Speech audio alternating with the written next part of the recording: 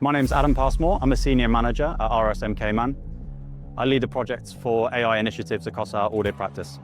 My initial impression of the Excel agents was mainly around the time savings that our teams could get from using these tools. We identified some instances where tasks that are more repetitive and high volume that maybe took 5 or 6 hours before are cut down to around 20 or 30 minutes. Predominantly, we're using Excel agents to cut down on repetitive, manual, high-volume areas of testing. We found that it's a large time saver for this kind of work. With DataSnipper's Excel Agent Builder, what we're doing is preparing a centralized list of agents that our teams can use routinely throughout the audit practice. What we found is that one of the upsides to it is that we can manage those centrally, and then after levels of review and approval, push them out to the wider team to use on their audit engagements.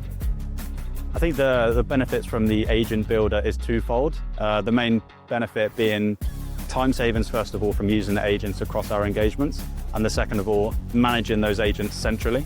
So we have a process of approval, review, and sign off before we use those agents. So being able to do them centrally has meant that we're able to maintain governance and oversight across our audits.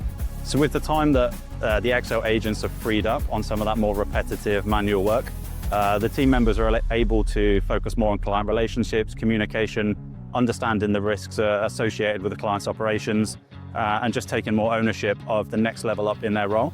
Some junior members of staff are taking the lead on first review and ultimately able to perform their role to a higher capacity without focusing on those voluminous amounts of work. Going forward, what we're looking at is further opportunities to make use of the Excel agents across our working papers.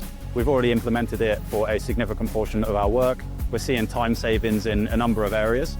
I think going forward, we would see the agent builder taking on more areas of our working papers, much higher volumes of tested detail, and then gradually freeing up more time for our team members to focus on areas of judgment.